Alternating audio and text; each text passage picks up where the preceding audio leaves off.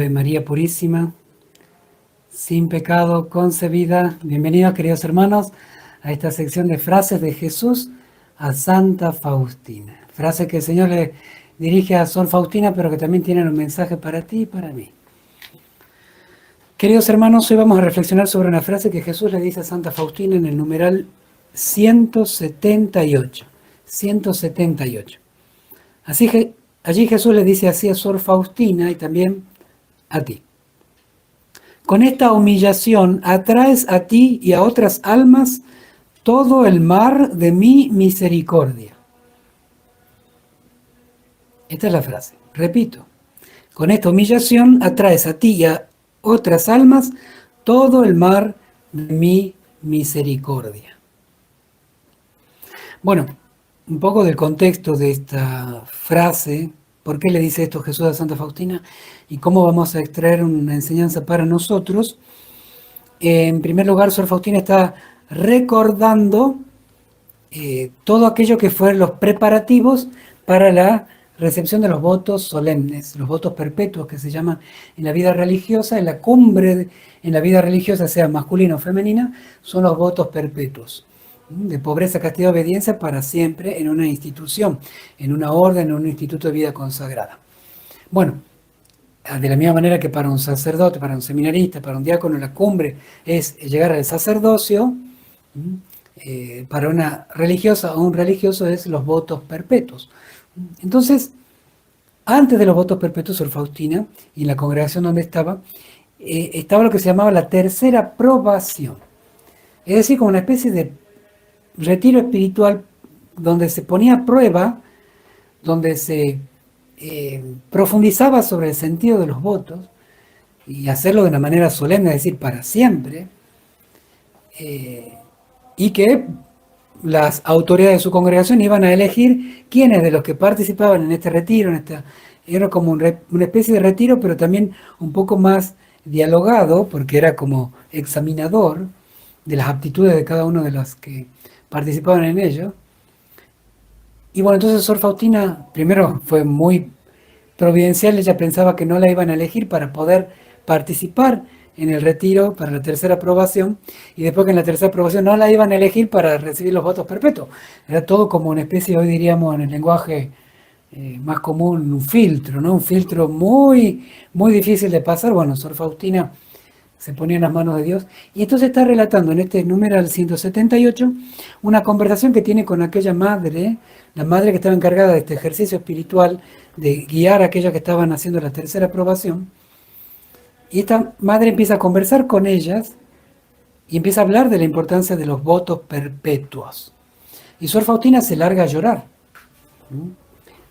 No de pena por lo que abandonaba, a veces sería una injusticia sobre Sor Faustina. Se larga a llorar porque ella empieza a ver que es totalmente indigna de ello. Se ve totalmente indigna de semejante don que pueda venir sobre su vida, hacer los votos perpetuos de total consagración y a llegar a vivir una responsabilidad como esposa de Cristo. Se nota la grandeza de la gracia de Dios que permite a ciertas personas y da esa vocación a ciertas personas, y lo tremendo y el abismo de la miseria de la persona que lo recibe a ese don gratuito. Sor Faustina, al ver ese abismo, se larga a llorar. Y terminada esa charla, algunas hermanas como que se burlaban de Sor Faustina. Pobrecita, mira, se larga a llorar, qué sensible, no se da cuenta, no persevera, no tiene fuerzas para esto. Y la madre que estaba guiando eso dijo, no me extraña que Sor Faustina haga esto, conociendo la altura espiritual, o al menos un poco de la altura espiritual de Sor Faustina. Y Sor Faustina, terminada esa charla, se va al Santísimo Sacramento, y Sor Faustina misma escribe, me voy delante del Santísimo Sacramento como la miseria y la nada más grande. Le supliqué por su misericordia y que se dignara sanar y purificar mi pobre alma. De repente oí estas palabras: hija mía, todas tus miserias han sido quemadas en el fuego de mi amor, como una pajita arrojada en unas llamas enormes. Y atención, y ahí Jesús le va a seguir diciendo, y con esta humillación atraes a ti, a otras almas, todo el mar de mi misericordia. Ahí está el contexto, ahí está la fuerza del mensaje de esta frase. Cuando uno descubre o redescubre o profundiza ese abismo que hay en cada uno de nosotros, particularmente Bella Sor Faustina, lo que decía al inicio, el abismo de la riqueza y la importancia de lo que son los votos perpetuos y la miseria que ella se ve en sí misma, se espanta, llora y le pide al Señor en el Santísimo Sacramento, que es la casa, el hogar, el consuelo al cual todos debemos acudir. Bueno, veo mi abismo, sánalos. Tú, Señor, salta a este abismo a sanar mi miseria, entre mi miseria y tu gran bondad, entre mi miseria y toda la riqueza de tu gracia. Entonces, ahí viene la súplica por la misericordia. Ten misericordia de mí, Señor. Suplica Sor Faustina. Es un acto de profundísima humildad reconocer la propia miseria y la grandeza y santidad de Dios. Y eso es lo que hace que Jesús responda así. Con estas dos frases: todas tus miserias han sido quemadas en el fuego de mi amor, como una pajita arrojada en las llamas enormes. Y con esta humillación atraes a ti a otras almas todo el mar de mi misericordia. Esa es la profunda humildad de Sor Faustina. Nos hace recordar lo que está en las Sagradas Escrituras, en el corazón y en la voz de la Virgen María, cuando ella visita a su prima Isabel y su prima Isabel la saluda. ¿Quién soy yo para que la madre de mi Señor venga a saludarme? La profunda humildad también de Isabel. Y ahí la Virgen María, como reina de la humildad, proclama: mi alma la grandeza del Señor, se alegra mi espíritu en Dios mi Salvador, porque ha mirado la humillación de su servidora, la humillación de su esclava. Dios mira la humillación de sus servidores. Sor Faustina lo hace. La Virgen María ha reconocido, la Virgen María, que se ha reconocido como criatura, y por lo tanto sabe que solamente Dios es, y que nosotros somos gracias a que Dios es, y que Dios es 3 veces santo y nosotros somos criaturas. La Virgen María, por supuesto, exenta de todo pecado. Sin embargo, no deja de reconocer que solamente Dios es grande, inmenso, bueno. Él es la fuente de toda la santidad. Una tremenda humildad de la Virgen María. Y eso es lo que atrae a Dios. La fe y la humildad de la Virgen, como respuesta al hecho de haber sido inmaculada, es lo que de alguna manera Dios ha visto un alma digna de ser la madre de Dios. Estamos hablando acá de una clave del Evangelio: cómo conquistar a Dios, cómo Dios puede hasta inclinarse a la criatura, como tener, en Dios no hay dependencia, pero una dependencia o entre comillas, en el sentido de que se inclina cuando ve un alma humilde, ve un alma que sea como la de Él. Como Jesús era profundamente humilde y nadie más humilde que el Salvador, siendo el Hijo de Dios. Sin embargo, cuando ve corazones así, se conmueven los cielos. Por más que seamos de nosotros, es decir, nosotros pecadores, cuando reconocemos nuestra miseria y suplicamos su misericordia, esto es el quicio de la divina misericordia, la devoción a la divina misericordia, se conmueven los cielos. Y esto es lo que el Señor permite que Sor Faustina experimente, que Sor Faustina escriba, y que tú puedas leer el diario de Sor Faustina, al escuchar esta reflexión, también practicarlo en tu vida. Como decía San Agustín, el que mucha miseria reconoce, mucha misericordia recibe. Es como una especie también, entre comillas, de competencia. Cuando un ser humano, varón o mujer, es humilde, reconoce su debilidad, reconoce que necesita a Dios como un niño necesitado. Cuando un alma humana tiene esa inclinación humilde, interior y de corazón ante Dios, nadie le gana en humildad a Dios, entonces inmediatamente Él se muestra compasivo. Él se inclina, Dios se inclina, se hace humilde para mostrarse pequeñito, ayudando, que es capaz de inclinarse a la bajeza de aquel que ha sido tan humilde.